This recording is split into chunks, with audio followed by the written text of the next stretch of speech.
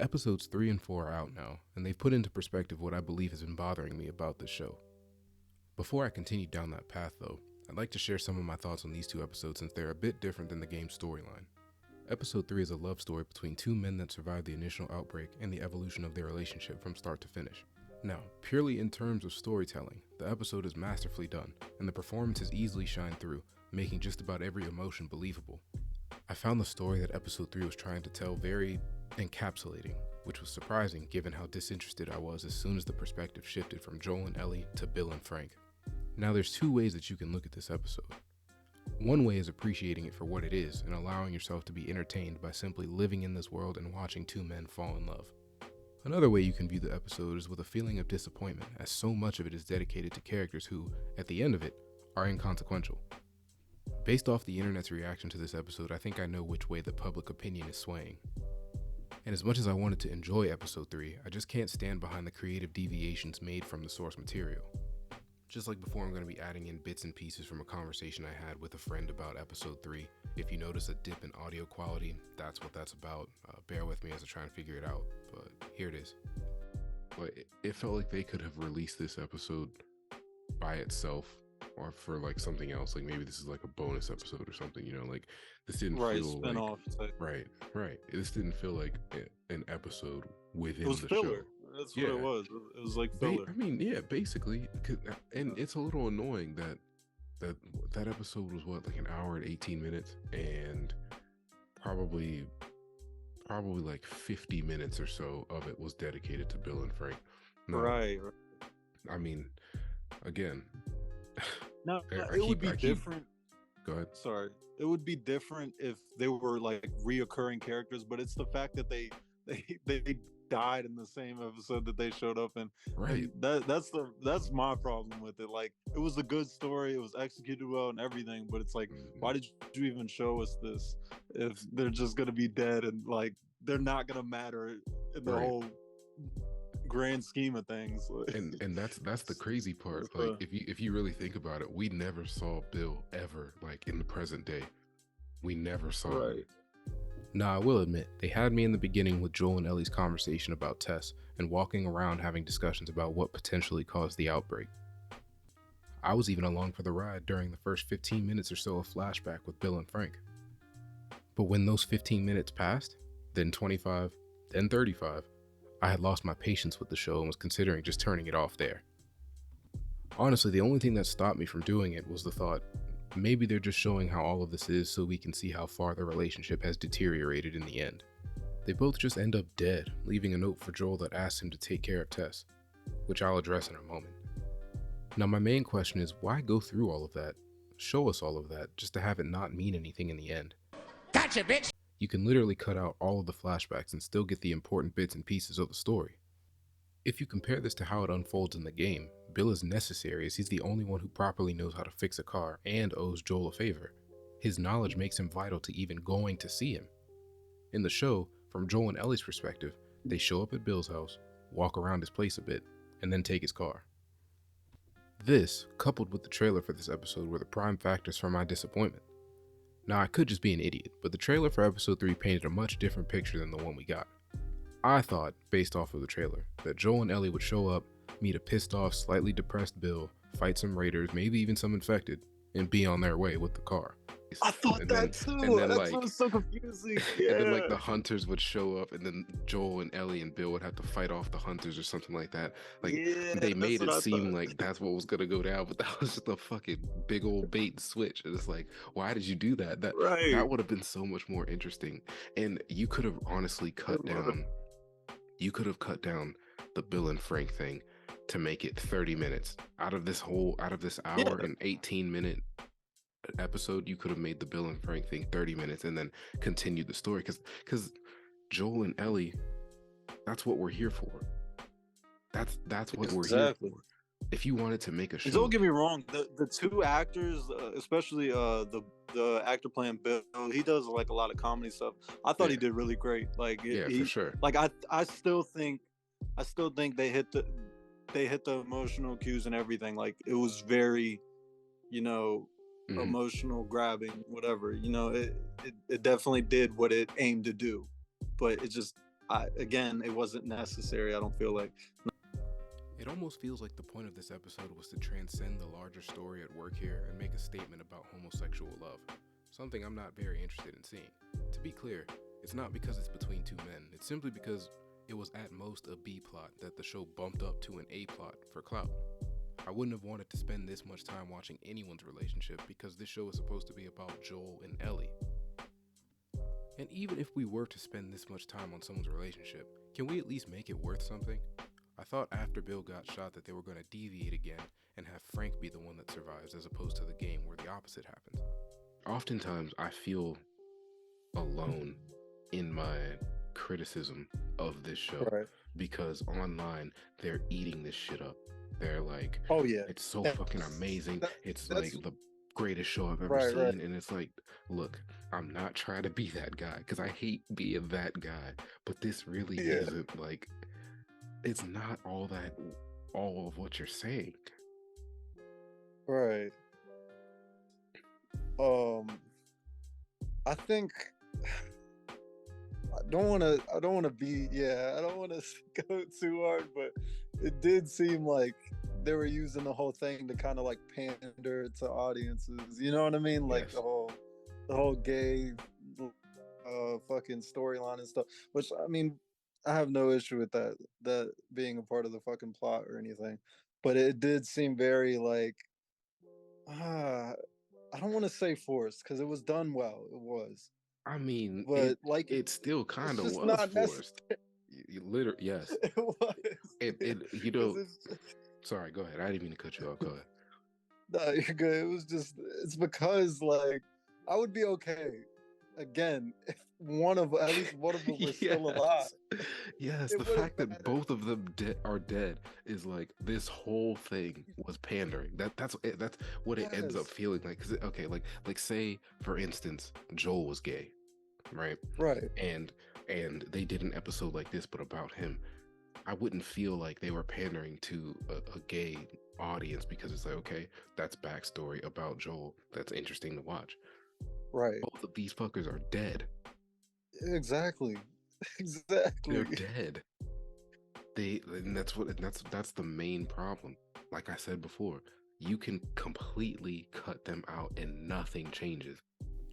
I'm kind of getting off topic, but to summarize, while Bill and Frank's story was excellently told, it just didn't mean anything in the end, which makes it unnecessary in my eyes.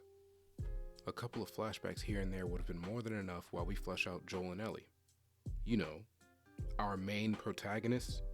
I appreciate what the story is trying to do by having Joel slip more and more into his protector role and care for Ellie. I just find the show's way of doing it a little heavy-handed. This is a man who's lived 20 years in some of the worst conditions imaginable, and he's warming up to Ellie at an alarming rate. With her reading that note, the message of protect your loved ones becomes a little heavy-handed. A similar thing happened with Tess in the previous episode with her whole save who you can save thing. These are important to the story, I just think they'd be more powerful if Joel had decided them for himself instead of being nudged by other characters. All in all, I just wasn't a fan of episode 3.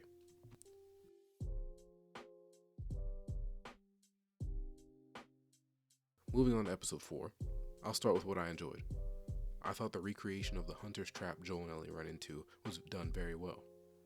Even down to the hunters cussing at Joel from behind cover while Joel comes up with a plan for Ellie felt like some of the best moments lifted straight from the game. I also thoroughly enjoyed the interaction between Ellie and I think his name is Brian, if I remember correctly. Also, the whole side plot of this new group looking for Sam and Henry felt like just the right amount of deviation so as not to interrupt what we all came to see. In fact, this is exactly what I meant when I was talking about episode 3, keeping side plots relatively short and have them directly impact the characters we're following so that they are important. This hunt for Sam and Henry forces Joel and Ellie to be on their toes and sneak around this town, which is made that much more tense when Joel and Ellie meet Sam and Henry because now you know that conflict is coming for that entire group. Now wouldn't it suck if we saw all those interactions with the Raiders looking for Sam and Henry only for it to be revealed that the whole plot happened years before Joel and Ellie even got there? Yeah, stupid.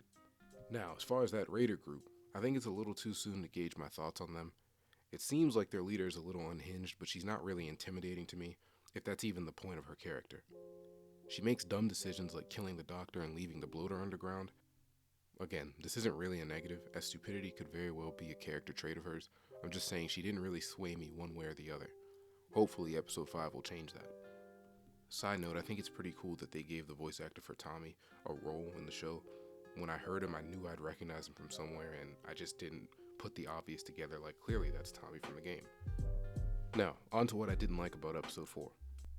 This whole all of this is moving incredibly fast / it happened better in the game thing is getting pretty old, but I'll still say it because it's still true in my opinion. All the dynamics that make these characters interesting are weirdly being changed for some reason. For instance, Joel is a lot more forgiving and understanding with Ellie when she uses the gun to save him as opposed to the game. I feel sick. And you just hang back like I told you to. Well, you're glad I didn't, right? I'm glad I didn't get my head blown off by a goddamn kid. You know what? No.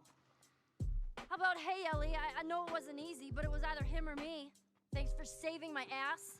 You got anything like that for me, Joel? We gotta get going. In my opinion, having Joel react to this with anger makes him a lot more interesting, as we see the remnants of mistrust that he has towards other people, especially Ellie, given the fact that she's just a child, coupled with the recent loss of Tess. And here we swing back around to what I was talking about, setups and payoffs.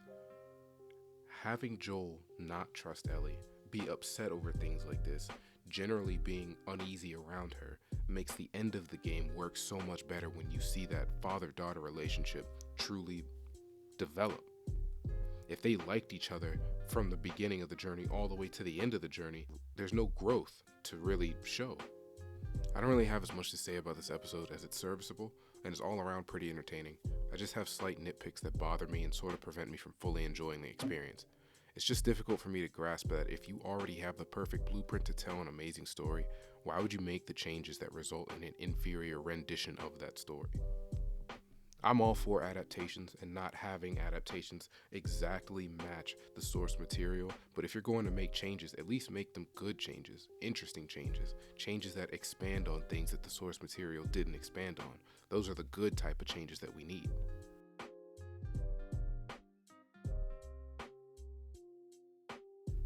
I included the title, The Tale of Two Joels, in this video because of a statement I heard a YouTuber make. The Critical Drinker, a very large YouTuber who gives honest takes and doesn't let bullshit slide when it comes to the quality of a film, show, or video game, said something along the lines of Joel from The Last of Us Part 2 being almost a different character than he was in Part 1 due to creative interference.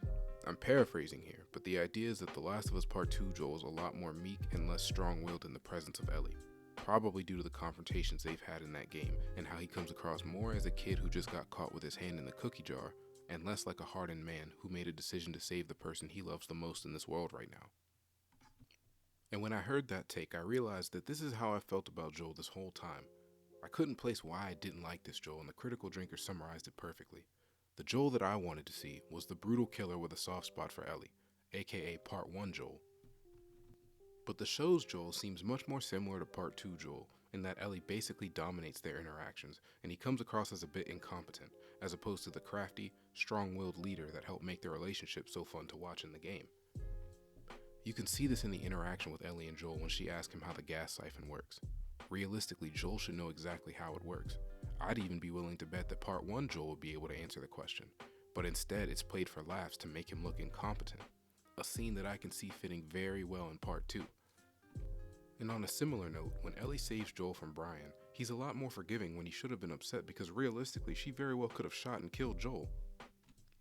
And going off of how she was posing the gun in the mirror, we as the audience can tell she isn't treating the gun with the proper respect it deserves, which makes the decision to not have Joel angry even more baffling. Take it a step further. Based on where the blood was coming from, it looked like Brian was shot either in his ass or maybe his lower back. Brian was mounted on top of Joel, which means the angle at which she shot could have very easily injured Joel as well. But we can't have him upset for some reason because then he'd be making Ellie look incompetent, which I have a feeling the show wouldn't like too much. Now you might say I'm nitpicking and these are small decisions, to which I say, look at all the small decisions that The Last of Us Part 2 made that resulted in it being widely hated. I'll give one example just off the top, right? Joel revealing his name and Tommy's name to Abby, someone that he had just met and just saved not even 20 minutes ago. It's honestly kind of ridiculous that Joel would even go out of his way to save Abby in the first place, but sure, let's run with it. That was a small decision, a stupid small decision that led to another stupid small decision in him revealing his name and Tommy's name, which led to him dying. All of these stupid small decisions will add up into something that might make this show crash and burn. Put simply, the show seems to be robbing Joel of his agency and character growth by taking away important beats that show his own development, almost as if he's not the main character. And I think we all remember what happened the last time Joel wasn't a main character. Please stop. Please don't